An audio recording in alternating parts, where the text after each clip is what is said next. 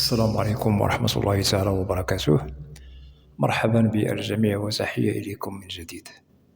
برنامج اليوم هو برنامج مهم موجه خاصة إلى الإخوة والأخوات الذين يسألون عن فيزا سياحة إلى الولايات المتحدة الأمريكية.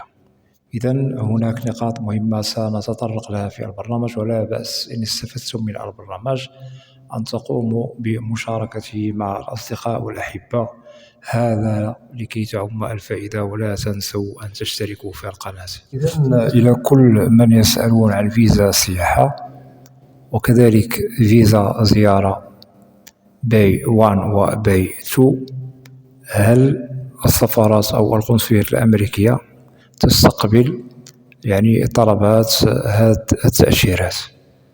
وهل هي سارية المفعول؟ وهل هناك من عرقلة؟ وهل هناك من توقف متعلق بهذه الأنواع من التأشيرات، فيزا سياحة وفيزا زيارة؟ نؤكد بأنه هذه التأشيرات لا يطالها مشكل التعليق الذي يطال تأشيرات هجرة إلى أمريكا. بالنسبة لهذه التأشيرات سواء سياحة وزيارة يشتغل عليها بنظام من طرف القنصليات والسفارات الأمريكية، وأكيد كل من هم يريدون التقديم على هذه الأنواع من التأشيرات فممكن لكم ذلك. ليس هناك من عرقلة، ليس هناك من توقف، وهي سارية المفعول كما سبق الذكر. والذين قدموا عليها سابقا منهم من تحصل عليها ومنهم من رفضت له التأشيرة بسبب من الأسباب. إذن من يريد التقديم على هذه الأنواع من التأشيرات ممكن لكم ذلك، ليس هناك من مشكل. وجل السفارات والقنصليات الأمريكية تستقبل كما مهما متعلق بهذه الأنواع من التأشيرات دخول إلى أمريكا عن طريق سياحة أو زيارة. أكيد هذه الأنواع من التأشيرات لا تخول للحاصلين عليها الحصول على الإقامة الدائمة، بل هي تعتبر تأشيرات مؤقتة، ولازم على المعنيين بها عند دخولهم إلى أمريكا أن يمكثوا وقتا أكيد محدد في هذه التأشيرة، ولازم العودة إلى بلدانهم الأم لكي تظل هذه التأشيرة مستقرة، قانونها محترم أكيد لمستقبل التقديم عليها من جديد من طرف المعنيين بها الذين دخلوا عن طريقها إلى الولايات المتحدة الأمريكية سابقا. ومن يخرق قانون هذه الأنواع من التأشيرات بأمريكا أكيد سيقع في المحظور، وممكن للسلطات الأمريكية أن ترحله على الفور في حالة وجدته مستقرا أو مقيما إقامة غير شرعية بأمريكا.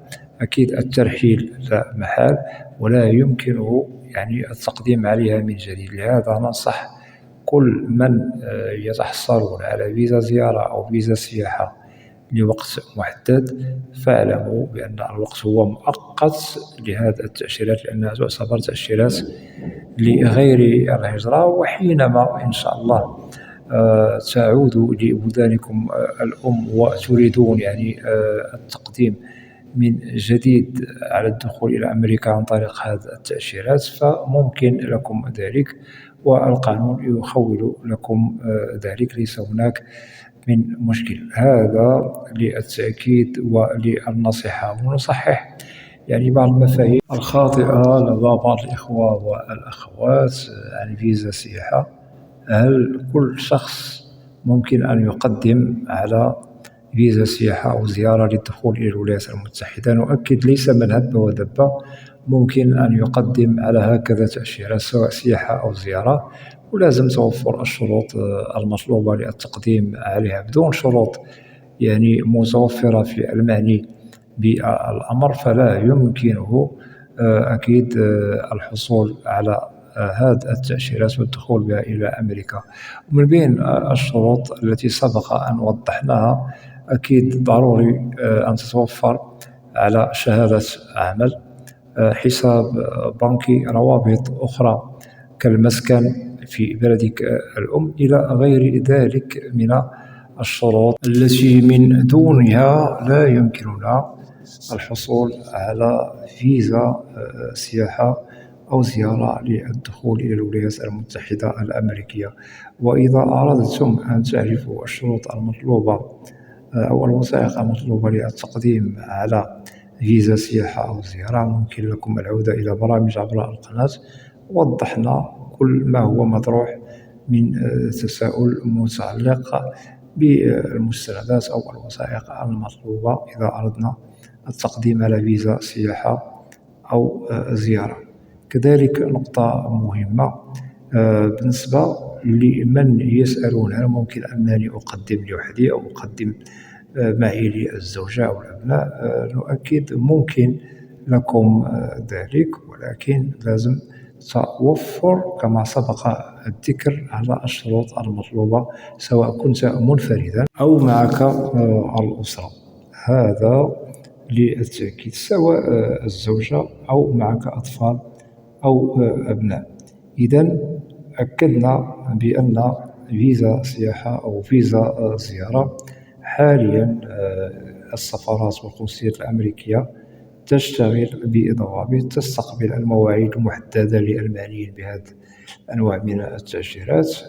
ونؤكد بأنه أغلبية من يقدم على هذه التأشيرات في حالة تتوفر فيهم الشروط المكتملة يتحصلون عليها يعني بسلام، بدون عرقلة، بدون مشكل. وأغلبية المقدمون عليها ينجحوا في الحصول عليها بنجاح 100%.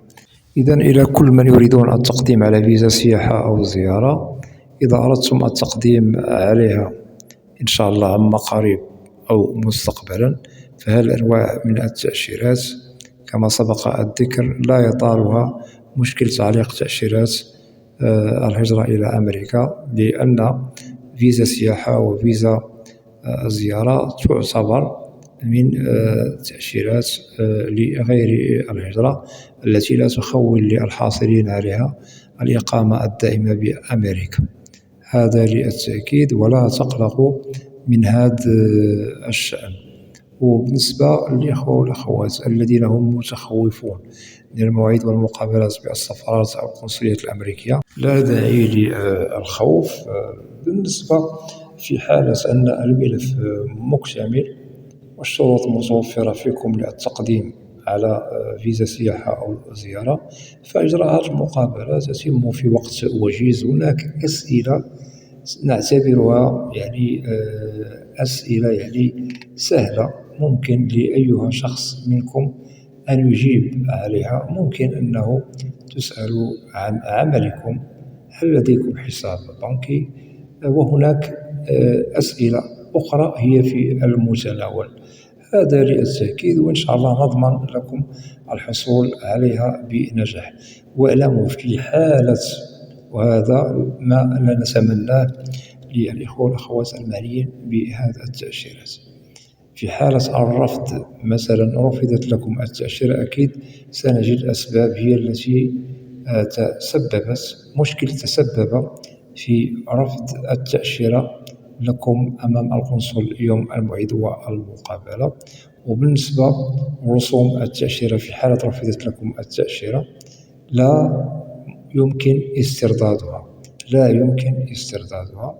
وكذلك هناك تساؤل مهم، هل في حالة رفضت التأشيرة أي فيزا سياحة أو زيارة هل ممكن أن نقدم عليها من جديد؟ نجيب بنعم، ولكن بشرط أن تصححوا مكامن الخطأ التي تسببت لكم سابقا في رفض الفيزا لكم. عندما تصححوا المشكل ممكن أن تقدموا عليها من جديد، ولكن اعلموا لازم دفع رسوم من جديد، وكذلك لازم جمع وثائق من جديد، وإن شاء الله نضمن لكم الحصول على الفيزا.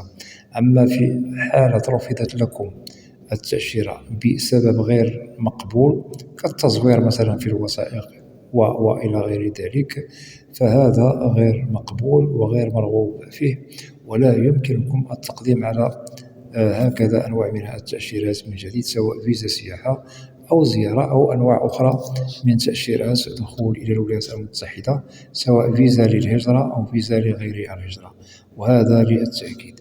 إذا نؤكد من جديد، فيزا سياحة وفيزا زيارة ليس هناك من مشكل ممكن أن نقدم عليها حاليا، ونؤكد بأنها سارية المفعول، والسفارات والقنصليات الأمريكية تشتغل عليها بنظام، وإذا أردتم التقديم عليها فتوكلوا على الله، وإن شاء الله أموركم تمام. ونؤكد من جديد بالنسبة للإخوة والأخوات الذين ليس لديهم فكرة عن الوثائق التي تطلب أو المستندات التي تطلب في فيزا السياحة، هذا كله ممكن أن تعودوا له عبر القناة، وستجدوا برامج وضحنا فيها كل ما هو مطلوب للتقديم على فيزا سياحة أو فيزا زيارة لكي تستفيدوا أكثر وأكثر. وأكيد وضحنا كذلك بالنسبة للرسوم تأشيرة السياحة، وضحنا يعني المبلغ بالضبط إلى غير ذلك من المعلومات المهمة التي قد تفيد في مستقبل تقديمكم على فيزا سياحة أو فيزا زيارة، سواء باي 1 وباي 2. متمنيا للجميع التوفيق، وإذا لديكم أسئلة سواء تتعلق ببرنامج اليوم أو أي برنامج في القناة، ممكن أن تقوموا بوضع تعليق أكيد عبر القناة، وستجد الإجابة عبر البرنامج المعروف في القناة، برنامج أسئلة وأجوبة، لأنني لا أستثني منكم أحدا. وأود أن أشكر جزيل الشكر كل الإخوة والأخوات الذين يقومون بوضع تعليق محترمة. مرحبا بكم جميعا بأسمائكم. وبالنسبة للقناة، محتواها كامل وشامل عن الهجرة والمهاجر إلى الولايات المتحدة الأمريكية بشكل عام وكتعريف. وأتمنى من الإخوة والأخوات الذين لا زالوا لم يشتركوا في القناة، أدعوكم للاشتراك في القناة وتفعيل زر الجرس لكي يصل إليكم كل جديد. ولا تنسوا أن تدعمونا دائما باللايك لكي ينتشر الفيديو أو البرنامج على نطاق واسع ولكي تعم المعلومة. متمنيا للجميع التوفيق والنجاح، والسلام عليكم ورحمة الله تعالى وبركاته.